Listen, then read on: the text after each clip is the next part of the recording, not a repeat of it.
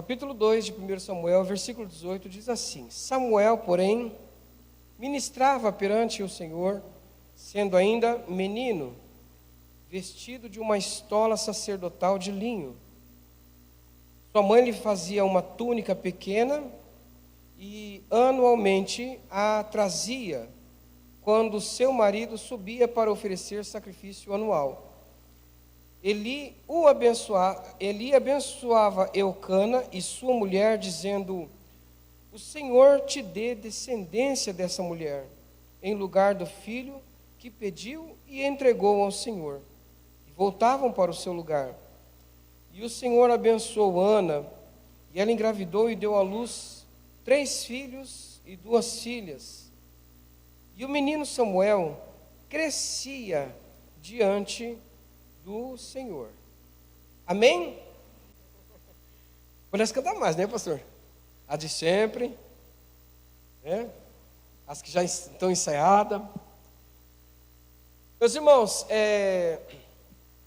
nós temos nesse texto uma família, a família de Eucana. Eucana casado com a sua esposa Ana. E eles têm uma dificuldade, pois a sua esposa Ana, ela é estéril, ela não pode dar filhos. E para compensar isso, havia um costume naqueles dias que o marido podia ter uma concubina. E através de uma concubina ele ter filhos, para poder ter uma geração, ter filhos, passar a sua bênção como pai. O Senhor nunca aprovou isso de verdade, nunca deu ordem para que isso acontecesse. Aliás, isso aí é um grande problema, porque você ter uma mulher e uma concubina, logo você vai ter que ter 2 sogras. Isso aí é um problema. Acontece que Penina, a concubina, ela sempre fazia chacota e sempre desfazia da mulher legítima, que era Ana. E a situação foi se arrastando. A situação ficou insustentável. Moravam tudo na mesma casa. E a mulher que não podia ter filhos naqueles dias, não era como hoje. Hoje uma mulher não ter filhos, ela fala, tudo bem, está tranquilo. É louvável que você consiga ficar tanto tempo sem ter filhos, vai ter filho lá para os 30, 35. Mas naqueles dias não. Naqueles dias realmente era um motivo de vergonha se uma mulher não pudesse ter filhos. Você vai ver em alguns textos na Bíblia que Deus é quem fechou a madre de algumas pessoas. Então já todo mundo considerava a pessoa que não tinha filho como se fosse alguém amaldiçoado por Deus, ou castigado por Deus. E essa situação dentro de casa ficou insustentável, e Ana já não estava aguentando mais a afronta que ela estava vivendo dentro de casa. Ela não estava mais suportando a humilhação que ela estava vivendo dentro da sua própria casa.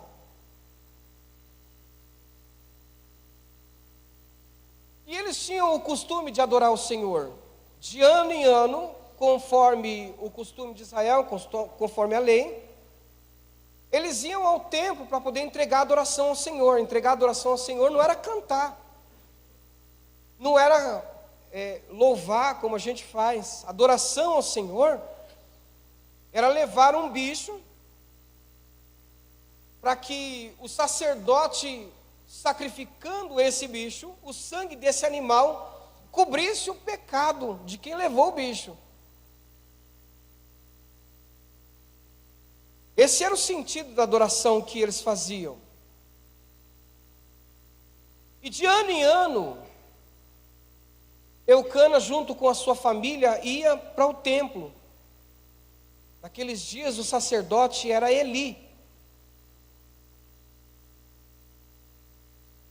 E de ano em ano, Eucana dava uma porção dobrada pela sua esposa, pelo tanto que a amava, mas não tinha filhos com ela.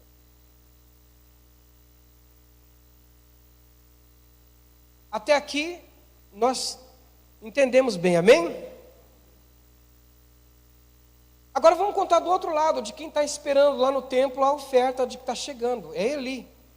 Eu falei para vocês que ele era um sacerdote.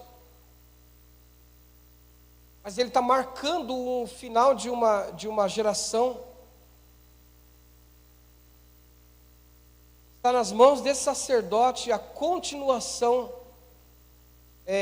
de um tempo em que os juízes julgavam Israel, porque ele também era juiz.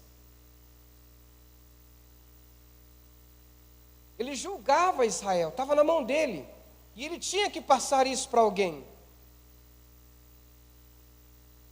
O céu inteiro esperava que alguém sucedesse Eli.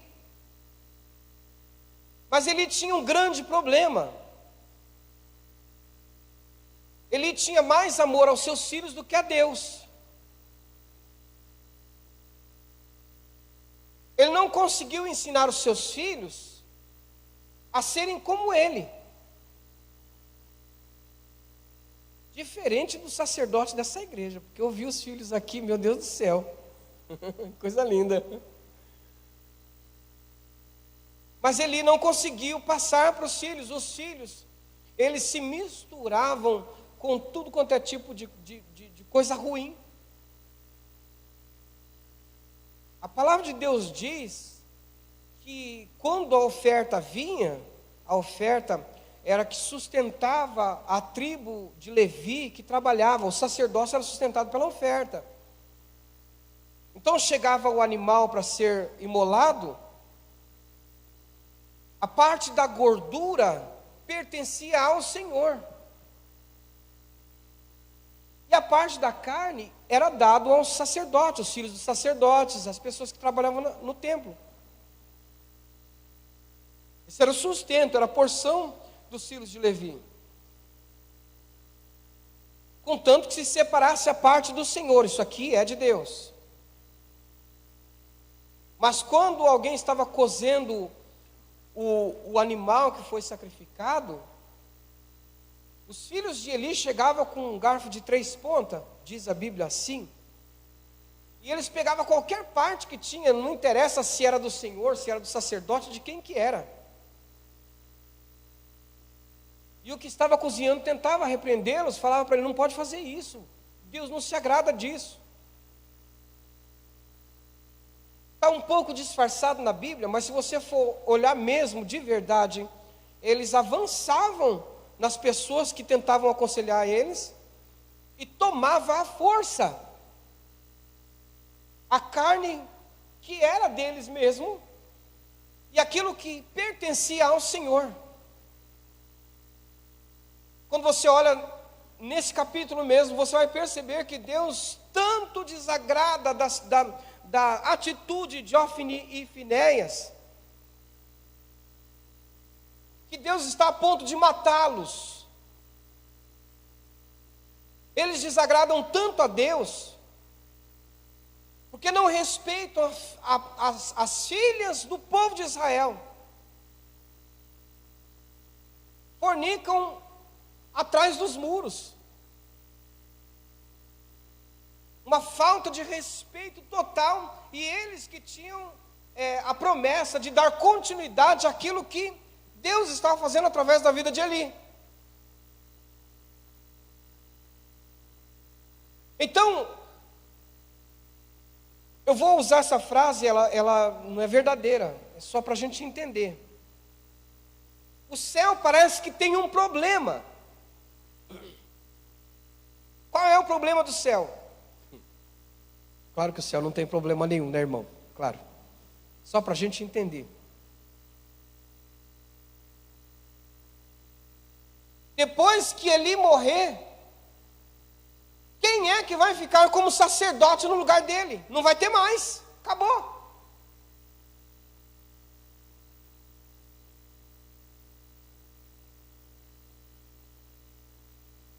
Em contrapartida, num desses anos, em que Eucana vai adorar o Senhor no templo,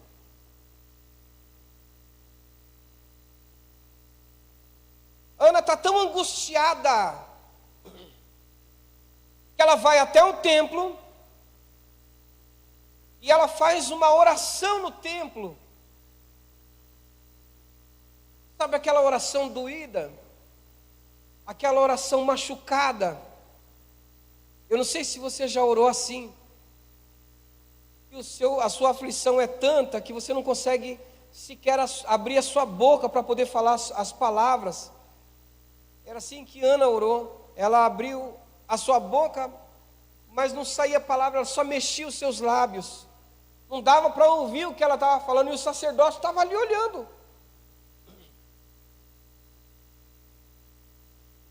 E na oração que ela fazia, ela dizia assim para Deus: Senhor, se o Senhor se lembrar da tua serva, e a tua serva concebeu um filho, o Senhor der um filho para essa tua serva, eu vou pegar esse meu filho e eu vou entregar na casa do Senhor, para que ele te sirva.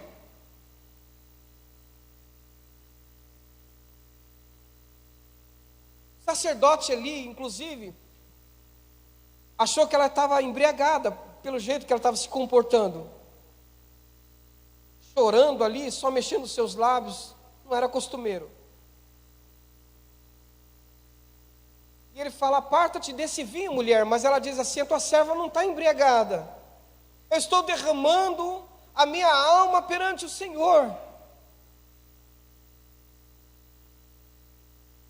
E dá um daqueles estalos daquele camarada que já tinha problemas por causa dos seus filhos. E ele, mesmo com todos os seus problemas, ele tem o seu papel de sacerdote. Deus usa a boca dele. E ele diz para aquela mulher: vai em paz então, e o Senhor te conceda a tua petição. E ela crê na palavra daquele homem, daquele sacerdote. É muito importante que você creia na palavra que é liberada sobre a sua vida. E ela já muda o seu semblante, o aspecto dela já é diferente, ela já está alegre, não está mais triste. Ela vai para a sua casa com aquela palavra. Você está hoje há 5 dias ouvindo palavras nesse lugar. Você provavelmente deve ter ido para a tua casa nesses dias com a palavra ministrada neste lugar. E hoje não vai ser diferente. Você vai embora com a tua palavra também.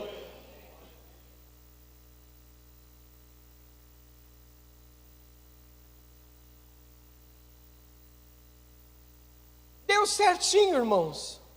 Porque quando ela chega em casa, passa o dia. De noite ela se deita com o seu marido, acorda pela madrugada para poder fazer a adoração ao Senhor. E depois de terem adorado, volta para a cama de novo.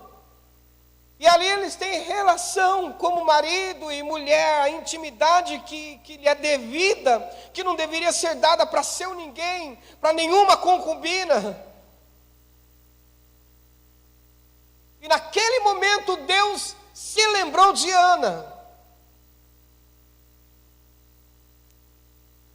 Essa palavra se lembrou de Ana não é porque Deus tinha esquecido de Ana. É só para a gente ter margem para poder pensar e ficar imaginando as coisas. Parece-me que naquele momento do ato sexual entre marido e mulher, e Deus olha para esse momento também. Deus faz uma matemática. Eu estou pensando aqui, não está escrito isso, irmão, tá bom? Parece que ele faz uma matemática. O sacerdócio está arruinado. Depois de ali não tem ninguém. Os filhos de Eli vão morrer, que eu vou matar. Eles não vão servir na minha casa e não vai ter um sacerdote. Essa mulher veio orar e falou para mim que se eu der um filho para ela, ela vai dar um filho para servir no meu altar. Então, deu certinho. Porque eu preciso de um sacerdote, e ela precisa de um filho. O salmista diz: agrada-te do Senhor, e Ele satisfará o desejo do teu coração. Essa palavra agrada-te queira aquilo que o Senhor quer, e Ele vai satisfazer o desejo do seu coração. Para que não haja confusão de você querer qualquer coisa, sei lá, quero ir para a lua, e achar que Deus vai te mandar para a lua. Embora algumas pessoas mereçam, não, brincadeira.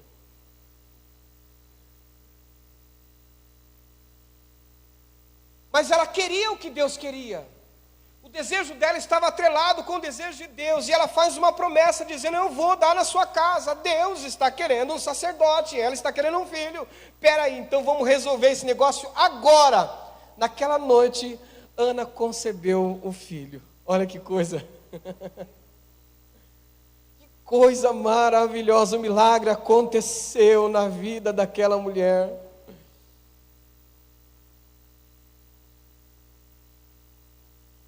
Passa o período que o menino tem que desmamar. Teve um ano que Eucana falou: eu estou indo adorar, você não vai? Ela disse: eu não vou, esse ano eu não vou. Esse ano eu vou ficar aqui com o menino até ele desmamar. O próximo eu vou e já deixo ele lá. Salomão escreveu dizendo: melhor é que não votes do que votes e não pague, porque Deus não se agrada de tolo. O que votar, paga. E essa mulher, no tempo certo, ela pegou o seu filho. E que coragem, hein? E levou para o templo. E falou para ele: por esse menino orava eu. Ele é o resultado do meu milagre. Agora eu estou pegando o meu milagre e eu estou entregando para Deus aqui no templo. Você tem coragem? Tem coragem? Abraão foi provado nisso. Deus deu um filho para Abraão e depois falou para Abraão: entrega por sacrifício para mim. E ele foi corajoso de chegar até o ponto de levantar a faca, o cutelo, para poder imolar o seu próprio filho. Mas Deus falou: não precisa, agora eu sei como é que está o seu coração.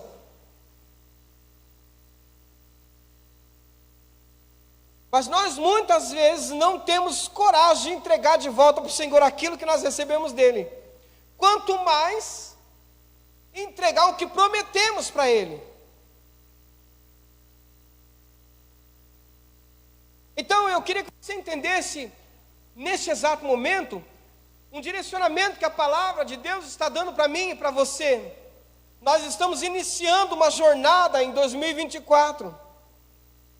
Você está tendo a oportunidade de cultuar ao Senhor todos esses dias. Preste atenção no que você fala quando entra na igreja.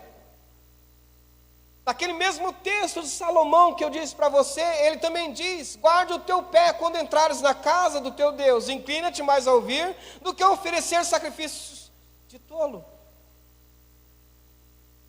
Porque se você oferecer sacrifício, e você fizer promessa com a tua boca, e não cumprir, você vai ser achado como tolo diante do Senhor. Então você diz: 2024, esse é o meu ano, eu vou entregar esse ano nas mãos de Deus, a minha vida está nas mãos do Senhor, eu vou viver para adorar o Senhor. Mas aí depois você muda de ideia no meio do caminho.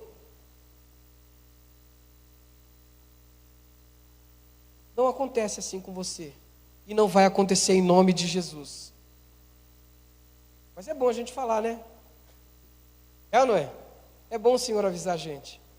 Todos nós estamos correndo o risco de não entregar aquilo que prometemos. Mas Ana não fez assim. Ela chegou no sacerdote e disse: por esse menino orava eu. Por esse menino orava eu. E aqui está. O milagre que Deus me deu, eu entrego na casa de Deus.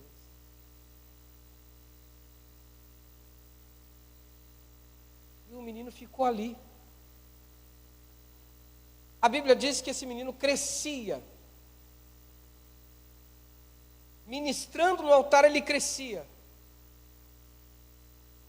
E o texto que a gente leu diz que de ano em ano, a mamãe fazia uma roupa e levava essa roupa para o filho. Bonitinho, né? Ele tinha uma estola sacerdotal. Que coisa, um menino com uma estola sacerdotal servindo diante do Senhor. Ófine e Finéias continuava na sua fornicação, no seu pecado. Ele continuava passando um pano para os filhos. Mas a Bíblia diz que o menino crescia ministrando no altar do Senhor.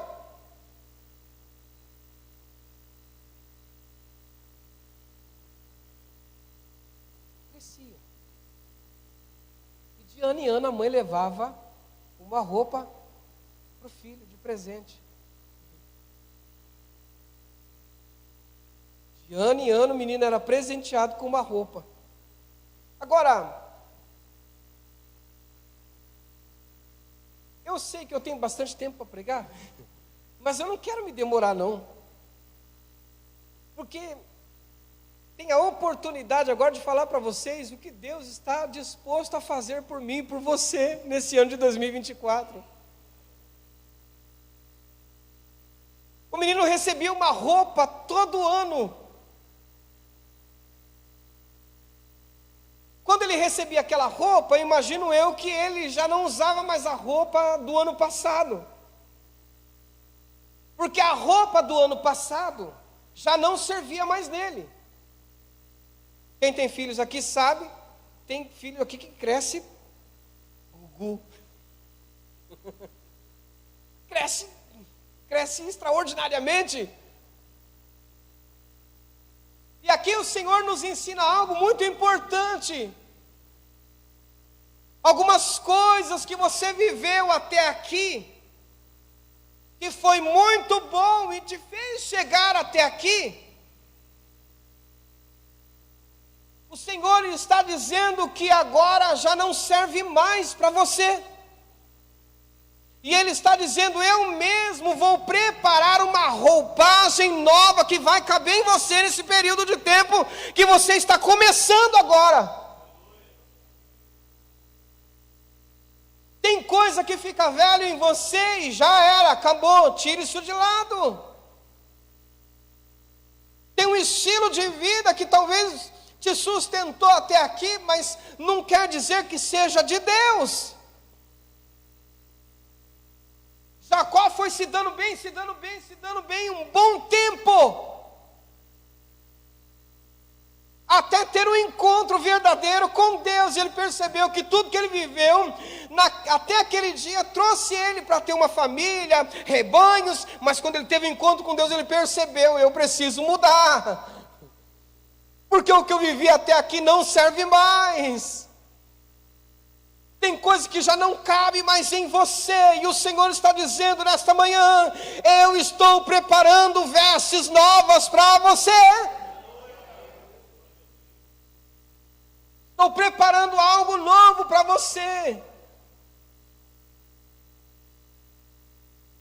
Eu não sei se aconteceu com você, comigo aconteceu muito.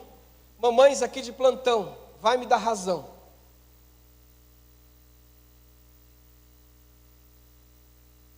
Comprou a roupinha para o filho. Compra no tamanho ou não? Hã? Compra no tamanho? Compra no tamanho, pastor? Por quê? Porque vai crescer. Porque vai crescer. Minha mãe tinha esse costume. O pai não, o pai sempre fazia o contrário. O pai levava a gente para comprar tênis, ele mesmo comprava o tênis, trazia para a gente, quando chegava estava apertado. E a gente com medo dele ir trocar e não trazer mais, a gente falava, tá bom, deixa assim. Mas a mãe, quando comprava, ela sempre comprava uns 2 numerozinhos lá, um pouquinho a mais, né, mamãe? Porque sabia, vai crescer. Por favor, recebe essa palavra em nome de Jesus. Porque o meu Deus está preparando uma roupagem para você. E talvez você não entenda, porque não está cabendo ainda. É porque Deus está olhando para você e está entendendo, você vai crescer um pouco mais.